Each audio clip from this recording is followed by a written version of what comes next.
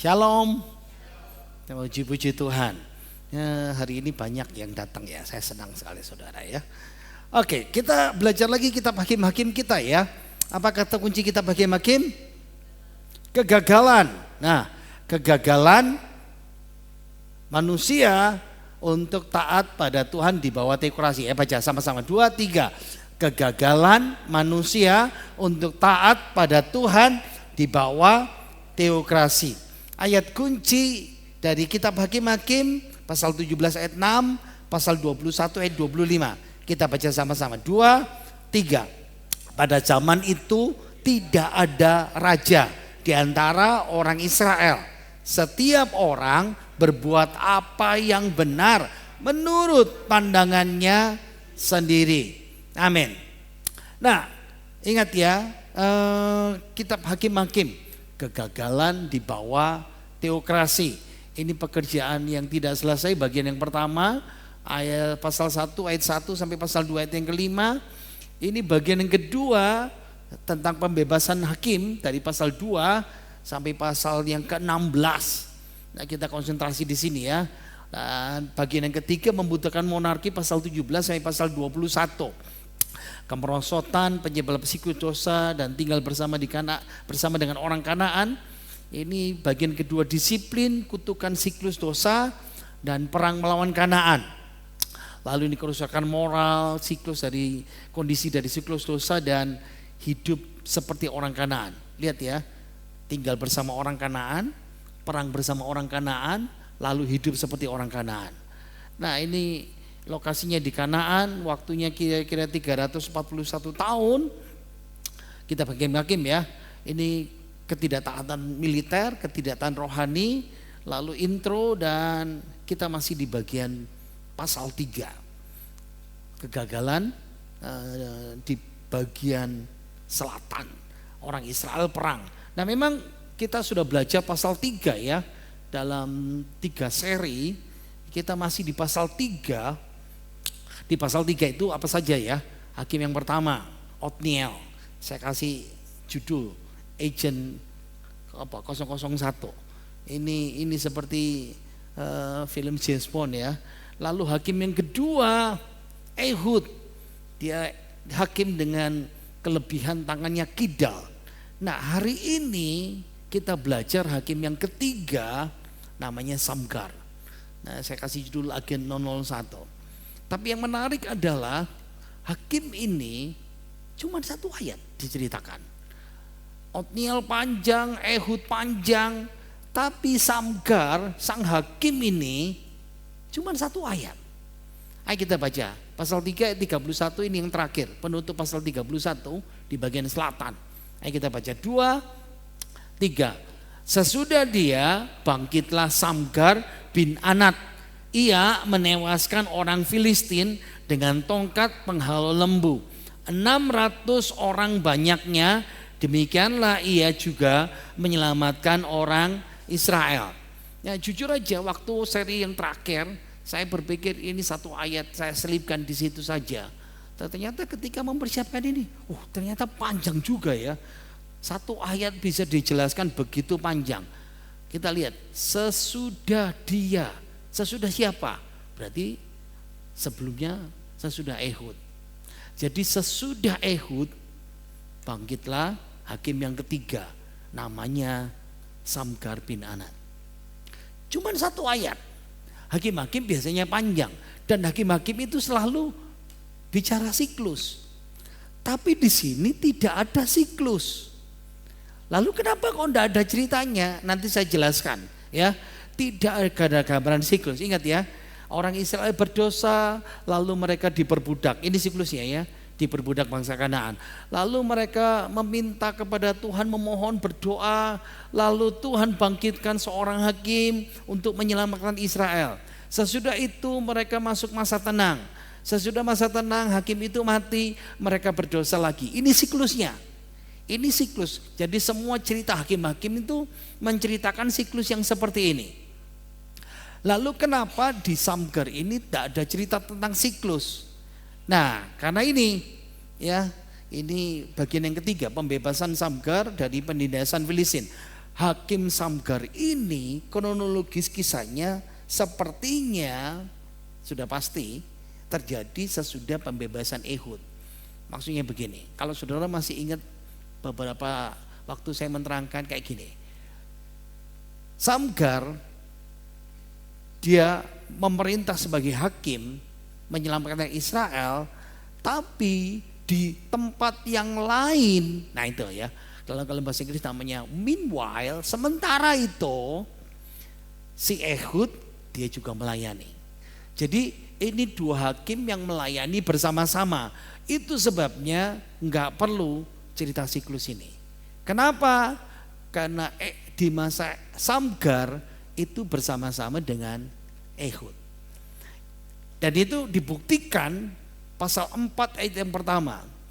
Sesudah Ehud mati. Loh, yang menarik. Loh, ini kan ceritanya Samgar.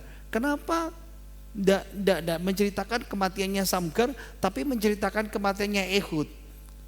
Nah, ini berarti kita bisa sedikit paham ya. Gambarannya seperti ini.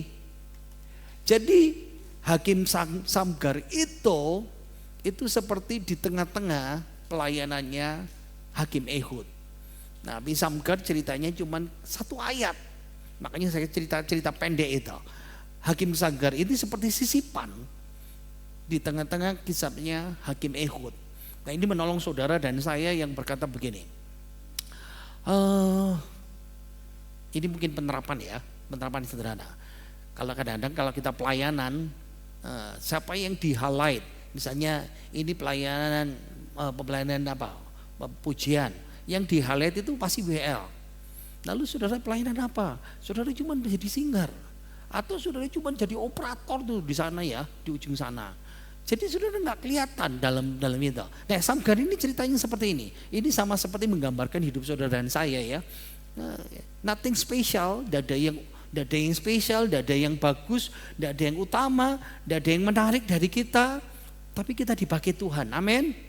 Nah, oke, kita teruskan ya. Sekarang kita mikir, lalu siapa hakim Samgar ini?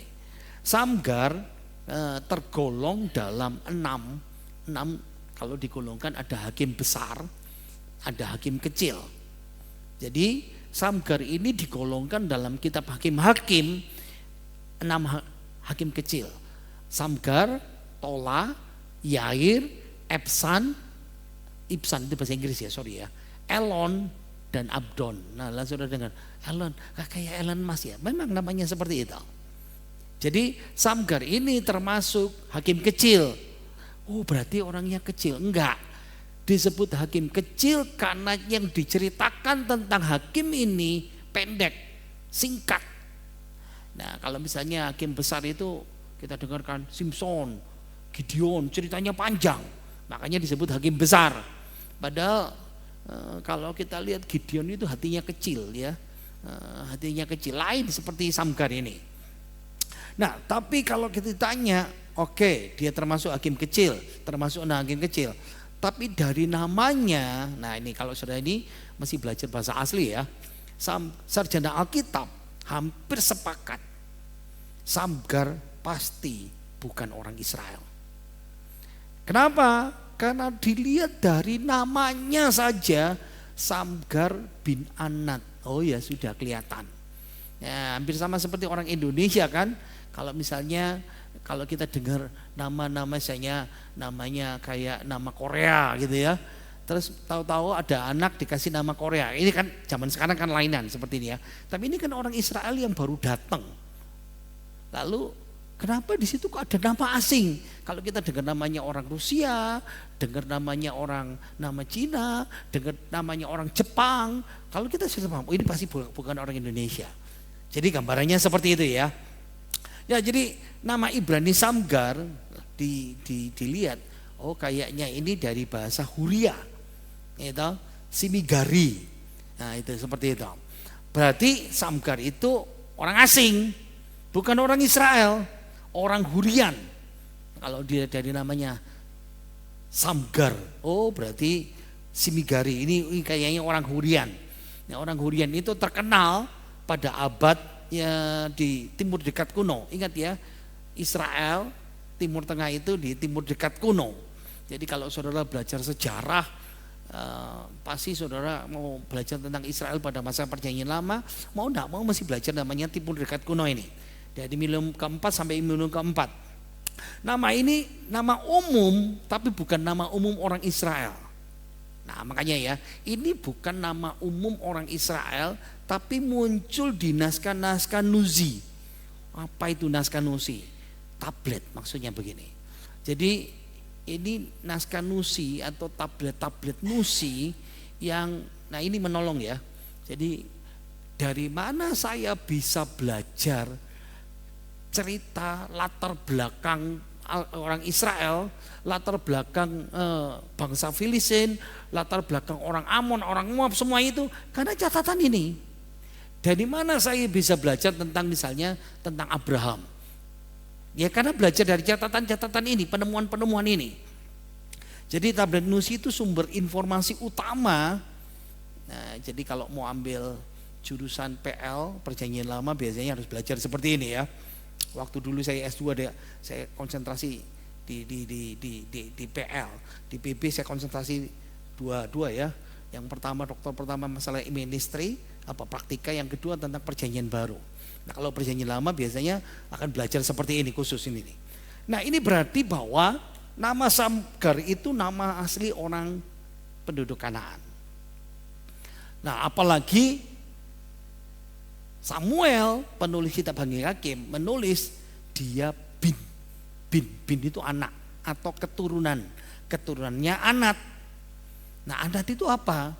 Nah Anat itu nama dewi sesembahan orang Kanaan yang dikenal dengan dewi seks, dewa kesuburan, saudarinya termasuk sekaligus istri bagi Baal. Ini kan incest ya.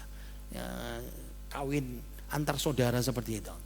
Jadi kalau mau lihat Anat, dewi Anat itu seperti ini. Nah, jadi Anat itu dewi cinta, dewi perang orang Semitik di bagian barat, saudaranya wanita, dulur wanita ya, dulure bahasa kita Jawa ya, penolong, istri dan lain-lain dari dewa Baal. Jadi dianggap gadis muda yang cantik, sering disebut perawan dalam teks-teks kuno. Ya dari tablet Nuzi itu ya. Nah salah satu dari dewa Kanaan yang paling terkenal karena semangatnya muda dan ganas sekali dalam pertempuran itu.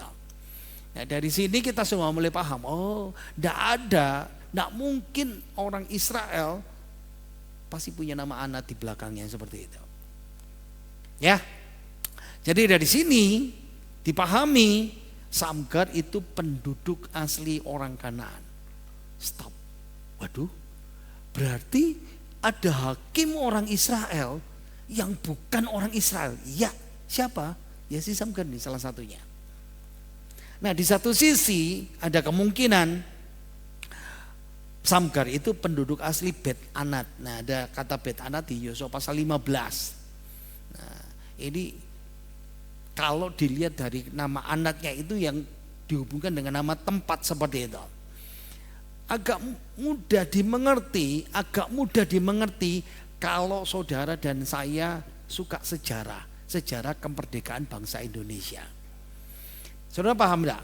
Bangsa Indonesia, bangsa kita waktu perang kemerdekaan, tebak ada berapa pahlawan yang bukan orang Indonesia? Siap-siap klip suaranya, kita lihat klipnya pendek sekali ya, kita melihat. Oke. Ini orang Jepang, Amerika, Scotland. Ini para pahlawan ini.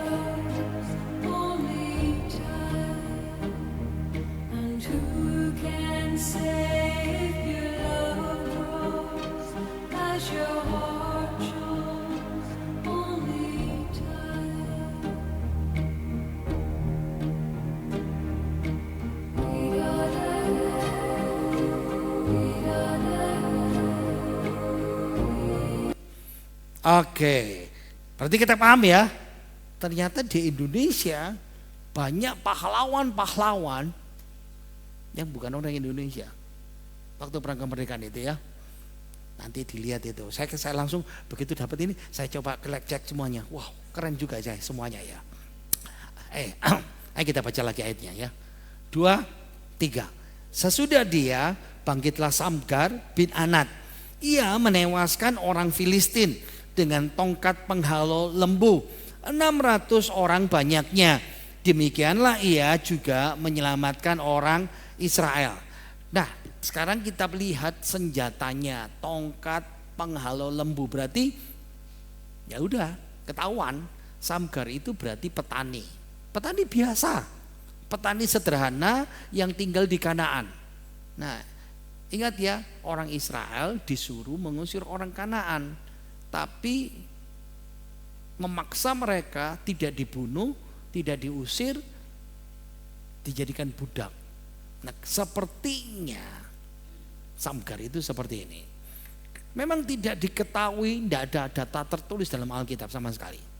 Latar belakangnya, sukunya, memang ada beberapa buku-buku tapi tidak bisa dipakai sebagai rujukan ya. Dari suku apa, enggak tahu, orang Kanaan mana. Di Kanaan kan ada banyak ya sekeliling ya. Bisa dari misalnya kalau dari utara berarti termasuk orang Aram, orang Syria, bisa lebih jauh lagi orang Babel. Yang dekat-dekat situ orang Moab, orang Amon, orang Amori, orang Yebus, orang Hewi. Wah, enggak tahu kita. Nah, dari suku mana, pendidikan apa, kekayaan apa, lain sama hakim pertama 001, Otniel. Ini keturunannya orang besar. Otniel itu seperti itu. Pertanyaan lagi, apakah Samgar itu Jewish proselyte? Kalau sudah dengar Jewish proselyte itu berarti orang kafir yang bertobat menjadi penganut agama Yahudi. Ingat ya, orang Yahudi itu bukan orang Kristen. Orang Kristen bukan orang Yahudi. Agama Yahudi bukan agama Kristen. Agama Kristen bukan agama Yahudi. Agama Yahudi hanya percaya Taurat Musa, perjanjian lama saja. Kita nggak tahu apakah Samgar dia bertobat lalu masuk dalam agama Yahudi. Tidak diketahui sama sekali. Tapi ayat ini yang kita baca ini seperti breaking news. Ya, Samgar yang tidak diketahui latar belakangnya tiba-tiba mendadak muncul seperti breaking news. Wow, membunuh 600 orang Filistin untuk menyelamatkan orang Israel. Nah, kalau dicari namanya cuma disebutkan 2 kali dalam Alkitab. Itu pun di Hakim. Di sini pasal 3 ayat 31 dan waktu Deborah nyanyi Hakim-Hakim pasal 5 ayat yang ke-6. Namanya disebutkan. Nah, namanya disebutkan oleh Deborah, hakim sesudah dia, berarti orang ini berjasa, dikenal, kedudukannya diakui dalam pertempuran di Kishon. Nah, kita baca ya Hakim-Hakim 5 ayat yang ke-6 versi firman Allah yang hidup. 2, 3. Pada masa Samgar putra Anat dan pada masa Yael, jalan-jalan raya sunyi sepi. Orang-orang yang lalu lalang mengambil jalan sempit yang berliku-liku. Wah, dari sini kita bisa sedikit paham. Wow, betapa sukarnya kehidupan orang Israel pada masa itu, pada masa Samgar. Orang kalau mau pergi, ya kayak gini ya, misalnya dari Pucang ini mau pergi ke TP, orang pasti lewat jalan raya besar. Tapi orang enggak lewat jalan raya besar. Kenapa? Banyak perampok, enggak aman, banyak musuh di sana. Sehingga orang lewat jalan yang berliku-liku, gang-gang kecil, lewat sawah, lewat hutan untuk pergi ke sana. Nah, ini menolong kita ya, betapa menderitanya orang Israel.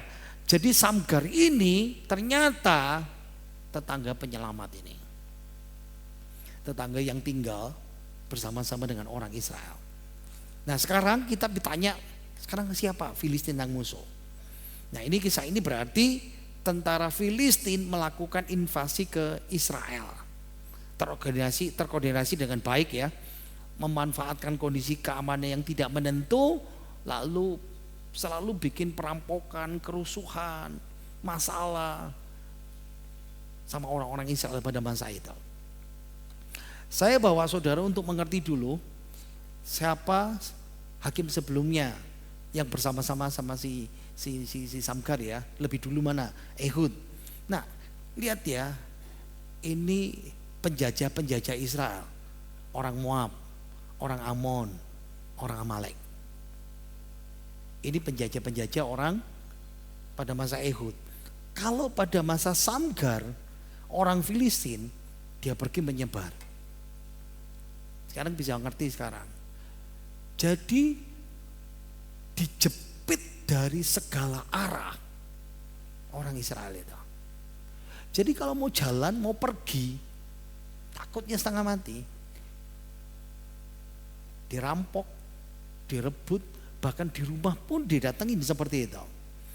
Nah, ini menolong kita ya. Sekarang ini penerapan buat kita. Ini ikut menjajah orang Filistin itu. Pelan-pelan saya ceritakan. Ini sama seperti kita sekarang. Kalau kita sedikit memikirkan, wah ini seperti beban saya ya hari ini ya. Rasanya bebannya berat. Kenapa? Dijepit dari sana sini. Ini yang sedang terjadi dalam kehidupan kita. Jadi pikirkan seperti ini ya. Orang Israel punya tanah, punya kebun, punya ladang, punya teritorial, pemilik tempat itu. Tapi saya tunjukkan sama saudara, tapi orang Israel tidak punya teknologi. Nah itu masalahnya ya. Tidak punya teknologi modern. Kalau kita teknologi modern sekarang apa itu? Apa ya? Komputer dan kawan-kawan ya yang seperti itu. Tapi pada masa dulu teknologi modernnya apa? Besi. Itu saja. Jadi ada namanya bangsa Het. Nanti di utara saya kasih tahu gambarannya ya. Ini menemukan teknologi besi. Makanya kalau saudara belajar sejarah zaman besi. Nah itu ya. Nah besi, teknologi besi orang bangsa Het dibawa ke Palestina. Siapa yang bawa? Orang laut. Nah mereka kan pendatang. Ingat ya, orang Filistin itu pendatang dari Pulau Kaftor.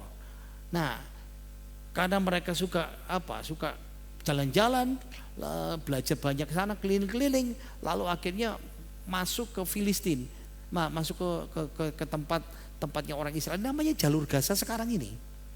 Tapi ingat ya, orang Filistin yang sekarang itu, Palestina sekarang itu bukan orang Filistin zaman Goliat, ini kan zaman Goliat. Yang zaman Goliat itu sudah mati semuanya, sudah habis. Pada zamannya raja-raja ya. Tapi yang orang Palestina sekarang itu sama seperti kayak orang Indonesia dibuang ke Kaledonia, sama seperti orang Indonesia yang dibuang ke Suriname, lalu menjadi penduduk di sana. Nah, pada zamannya Ottoman itu seperti itu ya. Oke, saya balik lagi di sini. Jadi zaman besi itu dimulai pada masa itu. Sekarang pelan-pelan saya bawa saudara untuk ngerti. Jadi tetangga pendatang ini, Filistin ini menguasai industri besi. Dikuasai orang Filistin. Dan Israel tidak punya sama sekali. Pelan-pelan saya tunjukkan. Jadi zaman besi ya, tahun 1300 sebelum Masehi ini persis ya. Teknologi baru melanda Eurasia, Afrika, Eropa, Asia ya, mengubah peperangan, mengubah perdagangan, mengubah lingkungan hidup, mengubah sosial manusia. Lihat ya, alat-alat besi yang seperti itu. Jadi teknologi besi itu dari Anatolia yang di utara itu, orang Het ini. Ini orang Het. Saya tunjukkan sama saudara, ini asalnya orang Filistin. Dan ini wilayah orang Israel. Jadi orang Filistin dia pergi pasti ke sini ya, belajar lalu sampai di sini menempati namanya jalur Gaza. Makanya pendatang-pendatang Palestina itu selalu mengklaim saya ini orang Filistin. No, orang Filistin sudah mati semuanya dalam sejarah. Oke, jadi nah ini mereka datang di jalur Gaza ini sesama pendatang Filistin, 5 raja ya, Pentapolis, 5 kota, Asdod, Ekron, Gad, Askelon dan Gaza. 5 kota. Ini musuhan sebetulnya orang Filistin. Tapi karena punya musuh yang sama Israel, akhirnya mereka bersatu. Ini 5 kerajaan sebetulnya ya. Kerajaan Asdod, kerajaan Ekron, kerajaan Gad, kerajaan Askelon, kerajaan Gaza. Dan karena mereka menang teknologi, akhirnya begini. Israel jauh kalah dalam teknologi pada waktu itu. Ya mau enggak mau karena kalah ditindas. Nah, mau enggak mau Israel harus low profile, merendah, kalah. Kenapa? Ya seperti ini.